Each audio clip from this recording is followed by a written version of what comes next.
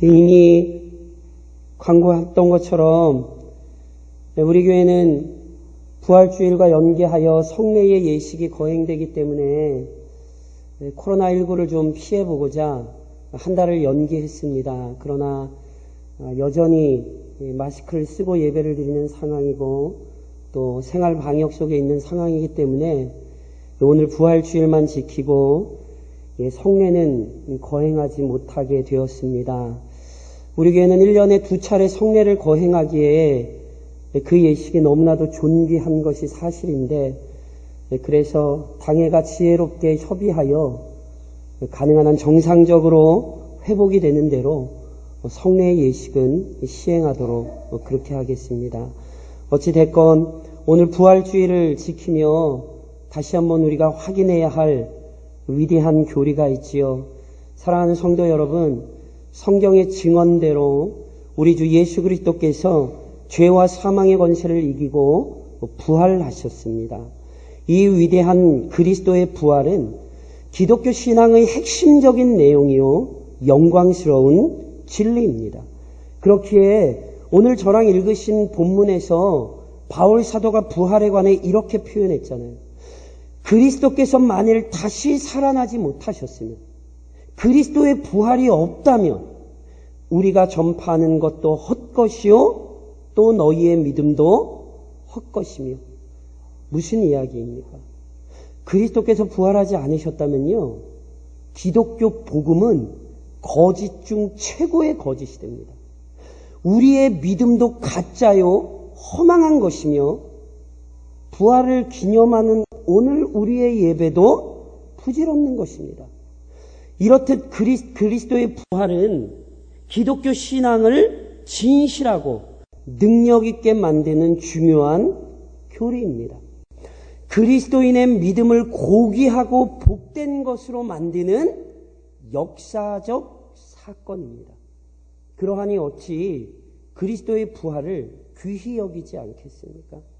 어찌 그리스도의 부활을 기뻐하며 찬양하지 않겠습니까?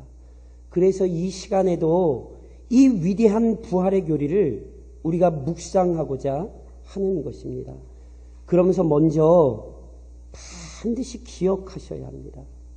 부활이 뭡니까? 그리스도께서 죽음의 권세를 이기고 부활을 하셨습니다.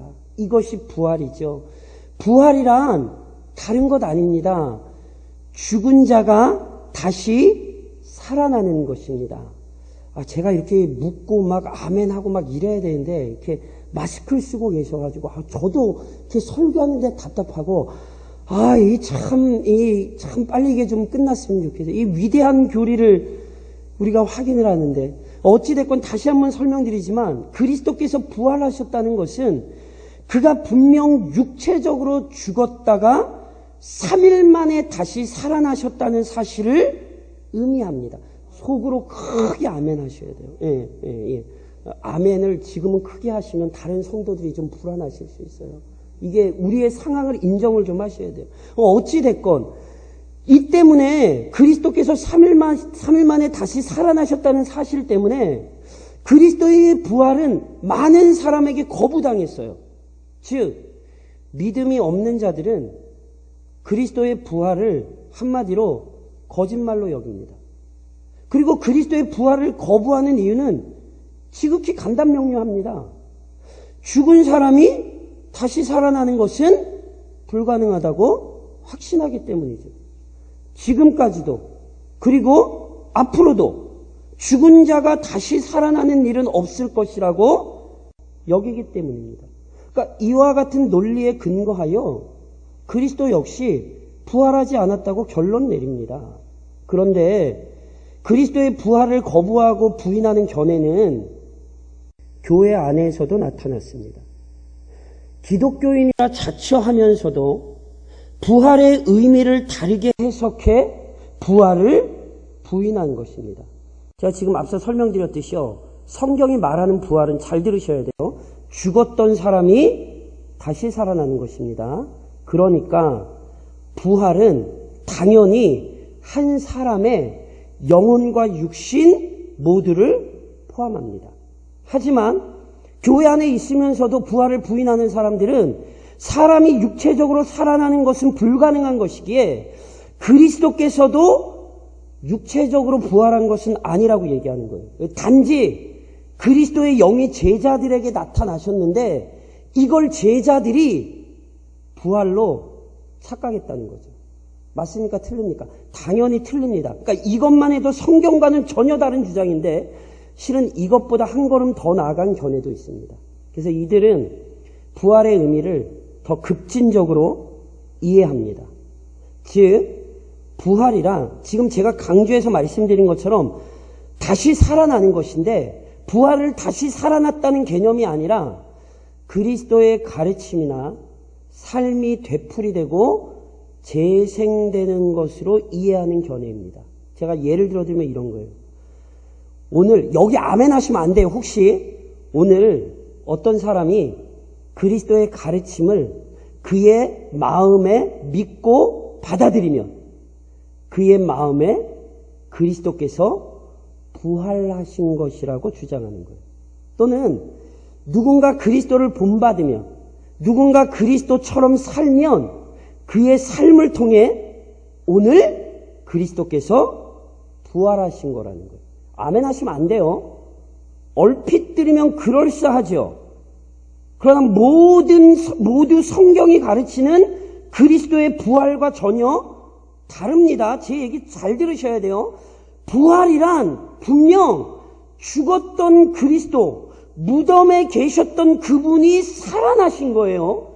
그냥 그분의 가르침이 재생되고 그분에게 영향을 받아 그분처럼 살고 이런 거 지금 성경이 얘기하는 부활 아니에요. 죽은 자가 살아나는 거예요. 그래서 이처럼 실로 대단한 사건이기에 부활하신 그리스도를 보고도 믿지 못하는 일이 있었죠. 누가요? 제자들이요. 그리스도께서 제자들에게 자신을 보이시며 그래서 그리스도께서 하신 말씀을 기억하세요? 누가복음에 이런 말씀이 있어요. 예수께서 이르시되 어찌하여 두려워하며 어찌하여 마음에 의심이 일어나느냐. 예수님이 부활하셔서 나타나셨더니 제자들이 뭐 했어요? 두려워했고 또 뭐 했대요? 의심했어요. 그래서 우리 주님 뭐라고 말씀하세요? 내 손과 팔을 보고 나인 줄 알라. 또 나를 만져보라. 영은 살과 뼈가 없으되 너희 보는 바와 같이 나는 있느니라. 성경이 지금 뭘 얘기하신 줄 아시겠어요? 그리스도께서는 죽었다가 다시 살아나셨기에 뭘 가지고 계세요? 살과 뼈를 가지고 계시다고요. 제자들은 눈으로 그리스도를 보았고 귀로 그 음성을 들었고 손으로 그를 만질 수 있었습니다. 심지어 더 구체적으로 이 사실을 확인시켜 주시려고 그리스도께서 제자들 앞에서 구운 생선 한 토막을 드셨어요. 분명히 죽은 자가 살아난 거예요. 영혼만 살아난 게 아니에요. 영과 육신 모두 살아나신 거예요. 그런지 보세요. 참으로 어리석은 인간의 지성이나 판단, 그럴싸한 이론에 현혹되어 어떻게 해서든지 죽었던 그리스도께서 살아나셨다는 사실을 부인하려는 어리석음에 빠지시면 안 돼요. 진실한 그리스도인은 성경대로 그리스도께서 다시 살아나셨다는 사실을 확신합니다. 그런데 더 재밌는 건 이런 분들이 계세요. 아유, 목사님 괜찮아요. 예수님 그렇게 안 살아나셨어도 나는 예수님 믿어요. 믿음 좋은 척 이렇게 얘기를 하는데 이거 믿음 좋은 거 아닙니다. 왜 그런지 제가 이제 크게 두 가지로 설명을 드릴게요. 예수님께서 역사적으로 살아나신 부활이 왜 중요한 거냐면 그리스도의 부활을 거부하거나 왜곡하는 근본적인 원인을 이해하실 필요가 있어요. 무슨 말씀이냐면 그리스도의 부활이라는 역사를 부인하거나 또는 부활의 의미를 자의적으로 해석하여 결국에는 부활을 왜곡시키는 시도들은 모두 기독교의 근본 진리들을 받아들이지 않기 때문에 그래요. 그러니까 다시 말씀드리면요. 부활보다 먼저 기독교 신앙이 이야기하는 몇 가지 근본적인 진리를 부인하기 때문에 실은 부활을 부인하는 거예요. 우선 하나님의 능력을 부인하기에 그리스도의 부활을 부인합니다. 성경이 증언하는 하나님께서는 무한하신 능력을 소유하신 분입니다. 하나님께서는 그 능력으로 만물을 창조하셨고 거기에 생명도 허락하셨죠. 이게 성경이 얘기하는 하나님의 능력이에요. 쉽게 말해 하나님께서는 자기 뜻에 따라 언제든 생명을 만들어내실 수 있습니다. 하물며 언제든 생명을 만들어내실 수 있는 그 전능하신 하나님께서 어찌 죽은 자를 다시 살리지 못하시겠습니까? 그래서 사도행전 13장에 이런 말씀이 있어요. 곧 하나님이 예수를 일으키사 우리 자녀들에게 이 약속을 이루게 하셨다 함이라. 누가 예수를 일으키셨어요? 하나님이 예수를 일으키셨어요. 전능하신 하나님께서 그 놀라우신 능력으로 그리스도를 죽음에서 일으키셨어요. 다시 말하면 전능하신 하나님을 인정하면 그리스도의 부활 믿을 수 있어요. 그런데 전능하신 하나님을 못 믿으니까 부활을 못 믿는 거예요. 동시에 그리스도에 대해 바르게 알지 못하기에 그리스도의 부활을 부인하는 거예요. 그리스도께서 어떤 분이십니까? 히브리서는 우리에게 이런 표현을 쓰죠. 이는 하나님의 영광의 강체요 그 본체의 형상이시라. 무슨 얘기냐면 그리스도께서 하나님과 동등하시다는 거예요. 달리 표현하자면 그리스도께서는 인간이 되신 전능하신 하나님이시잖아요. 그래서 그가 하나님의 뜻에 따라 죄인들을 구원하시기 위해 자신을 낮추사 인간이 되실 때 그가 그의 영광을 잠시 가리신 것이지 본래 하나님의 지위에서 박탈되신 것이 아닙니다. 다시 말씀드리면 인간이 되셨어도 그는 언제나 하나님이셨어요. 그래서 요한복음 10장에서 예수님께서 선한 목자로서 자기의 생명을 내어주신다고 말씀하실 때 자기 생명을 빼앗는 자가 있는 것이 아니라 스스로 버린다라고 말씀하세요. 동시에 다시 얻을 권세도 있다고 말씀하시는 거예요. 왜요? 그분이 하나님이시니까.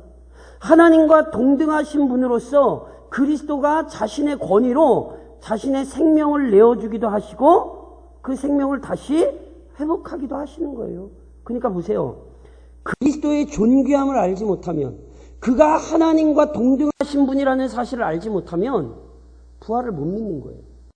그런데 그가 하나님과 동등하신 분이라는 사실을 알면 부활 믿을 수밖에 없어요. 또 하나 신구약 성경을 진리의 말씀으로 인정하지 못하기에 그리스도의 부활을 부인하게 되는 거예요. 성경은 거룩하신 성령의 손에 붙들린 사람들에 의해 기록된 진리이죠. 인간의 이성이 불완전하기에 때로 이해하지 못하는 부분들이 있는 것이지 성경의 내용 중 거짓이거나 틀린 내용은 하나도 없습니다. 그런데 그 성경이 그리스도의 부활에 대해 아주 명확하게 증언하잖아요. 예를 들면 베드로가 오순절 성령 강림 당시 사건 당시 시편을 인용하며 이런 이야기를 해요. 그는 다윗은 선지자라. 하나님이 맹세하사 그 자손 중에서 한 사람을 그 위에 앉게 하리라 하심을 알고 미리 본고로 그리스도의 부활을 말하되 그가 음부에 버리지 않고 그의 육신이 썩음을 당하지 아니하리라 하더니. 무슨 말씀이냐면 구약의 왕이요 선지자였던 다윗이요 성령의 감동하심을 받아 그리스도의 부활을 이미 예언했다는 거예요. 그리고 그 예언대로 실은 그리스도께서 이 땅에 오셔서 부활하신 거라니까요. 구약은 그리스도의 부활을 예언했고 신약은 그 부활이 성취된 것을 기록하여 우리에게 전하고 있잖아요. 그런즉 보세요. 성경을 성령께서 친히 죄인들에게 나타내신 계시의 말씀으로 믿는 자들은 그리스도의 부활 역시 그대로 믿을 수 있어요. 하지만 성경의 권위를 부인하니 당연히 그리스도의 부활도 부인하게 되는 거예요. 그러니까 보세요. 부활을 먼저 부인하는 게 아니에요. 전능하신 하나님의 능력, 그리스도의 존귀함, 성경의 권위 이런 걸 부인하니까 그리스도의 부활을 부인하게 되는 거예요. 이게 다가 아니에요. 그리스도의 부활이 의미하는 바를 바르게 이해하고 확신하실 필요가 있어요. 제가 지금 말씀드린 것처럼 부활을 부인하는 것은 심각한 문제예요. 왜냐하면 그리스도의 부활을 부인하는 건 기독교 신앙이 성립될 수 없게 만드는 것이거든요. 그래서 앞서 설명드렸듯이 그 부활을 부인하는 것은 하나님도 그리스도도 성경의 권위도 부인하기 때문이에요. 근데 그걸로만 안 끝나요. 부활을 부인하면 기독교 신앙의 핵심적인 교리들이 무너지게 돼요. 우선 그리스도의 부활은 그리스도의 무죄함 또는 그리스도의 의로움을 보장합니다. 하나님께서 첫사람 아담에게 주셨던 명령에서 드러난 것처럼 하나님의 말씀에 대한 불순종, 즉 죄는 공의로운 심판을 불러옵니다. 바울이 로마서에서 표현한 것처럼 죄의 삭은 사망입니다. 그래서 실제로 인간이 불순종했을 때 죽음이 찾아왔습니다. 그런즉 모든 인간의 죽음은 모든 인간이 죄인이라는 명확한 증거입니다. 그런데 그리스도께서 뭐 하셨어요? 그 죽음을 이기고 살아나셨잖아요. 그러니까 그 의미가 무엇인가를 기억하셔야 돼요. 죽음을 이기고 살아나셨다는 것은 그리스도께서는 죄인이 아니라는 의미예요. 히브리서에서 기록되었듯이 그리스도께서는 우리와 똑같은 인간이 되셨지만 죄는 하나도 없으십니다. 그랬기에 죽음의 권세가 그리스도를 붙잡아둘 수 없었어요. 하나님께서도 그리스도를 죽음에 내버려 두지 않으시고 살리신 거예요. 왜요? 그가 의로우시니까. 그래서 보세요. 부활이 없다면 그리스도의 의로움도 보장이 안 돼요. 그러니 부활이 없으면 우리는 그리스도를 믿을 수도 없고 기독교 신앙도 사라지게 되는 거라니까요. 동시에 그리스도의 부활은 구속의 은혜를 보장해요. 그리스도의 부활은 그가 죄가 하나도 없으신 의로우신 분임을 입증하는 사건입니다. 방금 말씀드린 것처럼. 그렇다면 의로우신 그리스도께서 처음부터 의로우시잖아요. 그런데 그 의로우신 분이 왜 죽을 필요가 있었냔 말이에요. 골로새서에서 우리에게 이렇게 성경은 가르치죠. 전에 악한 행실로 멀리 떠나 마음으로 원수가 되었던 너희를 이제 그의 육체의 죽음으로 말미암아 화목하게 하사 너희를 거룩하고 흠없고 책망 없는 자로 그 앞에 세우고자 하셨으니. 죄인이면 죽어야 돼요. 그런데 의인이기 때문에 그리스도는 죽으실 필요가 없단 말이에요. 그런데 의인이신 그리스도가 왜 죽으셨어요? 성경이 얘기하잖아요. 그가 죽임당하신 이유는 우리의 죄값을 감당하시기 위해서였습니다. 그래서 그가 죽음으로 우리의 죄값이 해결된 거예요. 그리고 그가 부활하셨다는 것은 하나님께서 그리스도의 대속적 죽음을 받으셨다는 거예요. 그의 죽음이 헛되지 않고 그의 죽음이 우리의 공로가 될 수 있다는 증거예요. 그래서 누구든지 이제 그리스도를 의지할 때 그의 죽으신 그 공로로 말미암아 뭘 받을 수 있어요? 죄사함을 받을 수 있는 거라니까요. 그래서 보세요. 부활이 없으면 우리의 죄사함도 기대할 수가 없어요. 부활을 인정하지 않으면 나 죄 용서 받았습니다. 이런 얘기 못 한다고요. 그래서 부활이 중요한 거예요. 또 하나 그리스도의 부활은 우리의 부활을 보장해요. 고린도전서 15장에서 바울이 부활에 대한 여러 설명을 하거든요. 그러면서 바울이 이런 이야기를 해요. 그러나 이제 그리스도께서 죽은 자 가운데 다시 살아나사 잠자는 자들의 첫 열매가 되셨도다. 그리스도께서 잠자는 자들의 첫 열매가 되셨다는 의미는요, 그리스도의 부활이 앞으로 발생하게 될 모든 부활의 근거요 확증이라는 의미예요. 즉 지금까지는 그리스도 외에 부활한 자가 없습니다. 그러나 그리스도께서 재림하실 때 어떤 일이 발생합니까? 바울이 로마서에서 이렇게 얘기합니다. 예수를 죽은 자 가운데 다시 살리신 이의 영이 너희 안에 거하시면 그리스도 예수를 죽은 자 가운데서 살리신 이가 너희 안에 거하시는 그의 영으로 말미암아 너희 죽을 몸도 살리시리라. 그리스도의 재림과 함께 우리 모두 부활하게 될 거라고요. 그러니 그리스도의 부활이 없었다면 모두 없어요. 우리의 부활도 없어요. 그리스도의 부활을 믿지 않으면 영광스러운 종말도 소망할 수 없게 되는 거예요. 그래서 이토록 위대한 교리, 이 부활의 교리는 우리에게 이처럼 중요한 거예요. 그런즉 사랑하는 성도 여러분, 부활의 교리를 다시금 명확히 이해하고 되새기십시오. 부활을 명시적으로 부인하고 거부하는 자들만이 부활을 잘못 알고 있는 것 아닙니다. 부활에 대한 오해는 언제나 교회 안에서도 나타났습니다. 성경이 이 사실을 잘 보여줍니다. 욥이 갑작스럽게 닥쳐온 고난 속에서 부활에 대한 소망을 피력했습니다. 다니엘 역시 마지막 날에 있을 부활을 실은 예언했어요. 그러니까 이렇듯 구약은 신약만큼은 명확하지 않지만 부활에 대해 이해하고 있었고 구약의 성도들 역시 부활을 소망했어요. 하지만 그 구약 성경을 가지고 있던 유대인들은 부활에 대해 제대로 알지 못했습니다. 그래서 유대교의 분파 중 하나요, 유대 백성들에게 큰 영향을 미치고 있었던 사두개인들, 아시죠? 사두개인들. 이 사두개인들은 부활에 대한 잘못된 견해를 가지고 그리스도를 대적했고 모함하려 했던 것 아십니까? 그래서 한 번은 그리스도께서 사두개인들과 싸우다가 이런 말씀하세요. 예수께서 이르시되 너희가 성경도 하나님의 능력도 알지 못함으로 오해함이 아니냐.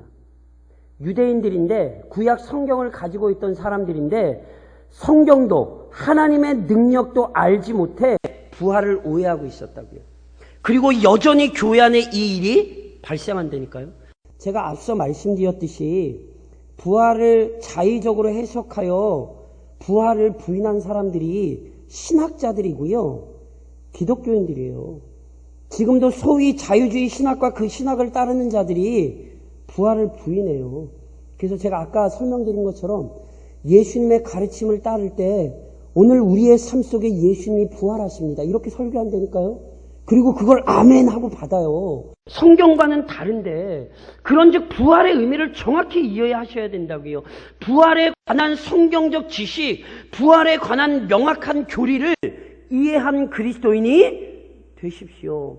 그래서 부활을 기뻐할 뿐 아니라 부활을 담대히 증언할 수 있는 그리스도인, 부활의 증인이 되십시오. 더 나아가 부활 교리를 아는 것에만 멈추지 말고 부활 신앙 안에서 오늘을 사십시오.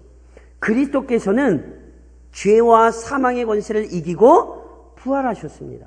그리고 그리스도의 부활 안에서 그리스도인 역시 죄와 사망을 이겼습니다. 그래서 이 승리는 현재를 살아가는 그리스도인의 삶을 통해 실은 확인이 돼요. 어떻게 확인이 되냐면 바울 선생님이 로마서에서 이런 말씀하세요. 그러므로 우리가 그의 죽으심과 합하여 세례를 받음으로 그와 함께 장사되었나니 이는 아버지의 영광으로 말미암아 그리스도를 죽은 자 가운데에서 다시 살리심같이 우리로 또한 새 생명 가운데에서 행하게 하려 함이라. 무슨 얘기인지 아시겠어요? 그리스도께서 죄와 사망의 권세를 이기고 부활하셨기 때문에 그 그리스도의 부활 안에서 그리스도인들은 부활했기 때문에 오늘 이 땅에서 새 생명 가운데 산대요. 즉 죄와 싸우며 이기며 살 수 있대요. 비록 우리의 삶이 죄와의 거대한 투쟁이나 우리는 죄를 두려워할 필요가 없어요. 왜냐하면 이미 우리는 죄에게서 승리를 거두었기 때문에 그래요. 아무리 사탄과 죄의 공격이 강력해도 우리는 그 죄와 사탄의 권세를 이기며 살 수 있어요. 그러니 이번 한 주간도 진정한 부활 신앙을 가진 자답게 죄의 권세를 물리치십시오. 어떠신지 모르겠지만 굉장히 좀 속상한 일이 있었어요. 뭐냐 하면 교회는 어떻게 해서든지 코로나19를 우리도 보호하지만 지역에 확산을 안 시키려고 이 마스크를 쓰고 거리를 뛰고 이게 찬송가도 다 못 부르고 교동문도 못하고 막 이러고 막 어떻게 해서든지 확산 안 시키려고 막 예배를 드리고 있는데 제가 화가 좀 났어가지고 아시죠? 클럽에서 확진자가 발생하고 다시 확진자가 늘고 제가 그 뉴스를 너무 속으로 화가 나더라고. 도대체 교회는 이렇게 막 몸부림을 치고 있는데 아니 클럽에 무슨 거룩하고 선한 것이 있겠어요. 그걸 못 참아서 그 죄의 유혹을 못 참아서 그것에 그냥 제가 너무 화가 나서 물론 회개했어요. 죄는 미워하나 우리는 영혼들은 안타깝게 여겨야 되거든요. 근데 보세요. 다른 사람들 막 살아도 우리 자신을 거룩하게 지키고 그 거룩에 영향력을 미칠 사람은 누구밖에 없습니까? 교회밖에 없습니다. 그걸 우리가 할 수 있다고요. 남들은 막 살지만 우리는 그렇게 살지 않는다고요. 이것이 부활의 신앙입니다. 그리고 그 부활하신 그리스도를 믿는 자로서 부활하신 그리스도의 재림을 고대하십시오. 그리스도께서는 죽음의 권세를 이기고 부활하셨고 하늘 보좌 우편에 오르셨습니다. 그곳에서 지금도 교회를 위하여 기도하십니다. 그런데 이것으로 그리스도의 사역이 종료된 것이 아닙니다. 하나님께서 작정하신 구원은 그리스도 안에서 시작되었고 이루어지고 있을 뿐 아니라 그리스도 안에서 완성될 것입니다. 그래서 우리의 구원이 완성되려면 반드시 뭐가 필요하다고요? 그리스도의 재림이 요구됩니다. 죄가 인간의 영혼과 육체 모두에 영향을 주었던 것처럼 구원 역시 영혼과 육체 모두에 적용돼요. 그래서 제가 지난주인가요? 구원의 서정 영화 말씀드리면서 설명드렸잖아요. 영혼만 구원을 얻는 것이 아니라 육체도 구원을 얻어요. 이미 죽어 그 육체가 사라진 그리스도인도 육체의 구원을 얻어요. 어떻게 해요? 그리스도께서 재림하실 때 영광스러운 부활을 경험하게 됩니다. 영혼과 육신이 하나가 되는 것이고 이때 구원이 완성되는 거예요. 그런즉 구원의 완성을 기다리는 자들로서 그리고 그리스도의 부활을 믿는 자들로서 부활하신 그리스도의 재림을 진심으로 소망하십시오.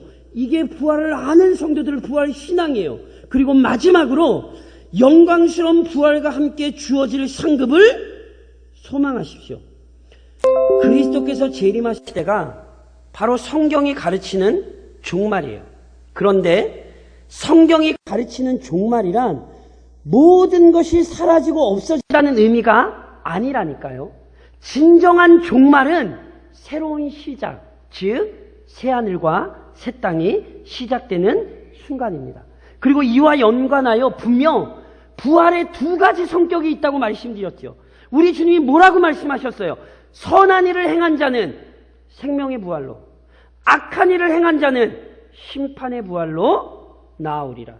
그렇기에 진정한 그리스도인이라면 그리스도 안에서 구원을 받았고 그리스도의 부활에 동참할 것을 확신하는 그리스도인이라면 반드시 부활을 확신한다면 모두 확신하셔야 되는지 아세요? 그날에 주어질 상급을 소망하셔야 돼요. 이것이 진정한 부활 신앙이에요. 그리고 이 소망을 중히 여기시고 이 소망을 견고히 하십시오. 이 소망은 그리스도인들에게 너무너무 중요합니다. 왠지 아세요? 고린도전서 15장, 저랑 이제 오늘 한 구절밖에 못 읽었지만 고린도전서 15장에서 부활장이라 그러잖아요. 바울이 부활을 쭉 설명해요. 그러면서 바울이 이 얘기를 어떻게 마치는지 아세요? 사망아, 너의 승리가 어디 있느냐? 사망아, 내가 쏘는 것이 어디 있느냐? 사망이 쏘는 것은 죄요, 죄의 권능은 율법이라. 우리 주 예수 그리스도로 말미암아 우리에게 승리를 주신 하나님께 감사하노니. 왜요? 부활 안에서 그리스도의 부활 안에서 우리가 부활할 것이고 승리를 이미 얻었기 때문에. 그러면서 이렇게 얘기해요. 그러므로 내 사랑하는 형제들아, 견실하며 흔들리지 말고 항상 주의 일에 더욱 힘쓰는 자들이 되라. 이는 너희 수고가 주 안에서 헛되지 않은 줄 알미라. 부활에 대한 소망은 영원한 나라에서의 상급을 확신하게 되고 그 상급에 대한 확신 때문에 오늘 묵묵히 수고할 수 있습니다. 오늘은 비록 슬픔이 있고 눈물이 있으나 모든 슬픔을 이기고 모든 고통 중에 인내할 수 있는 것입니다. 그런즉 세상 사람 어찌 살든지 영광의 부활에 대한 확신으로 내 신앙을 새롭게 할 뿐 아니라 그리스도 앞에 부끄럽지 않은 신부가 되기까지 믿음의 경주를 늦추지 않으시는 부활을 아는 부활 신앙을 가진 그리스도인들이 되시기를 부활하신 우리 주님의 이름으로 권면드립니다.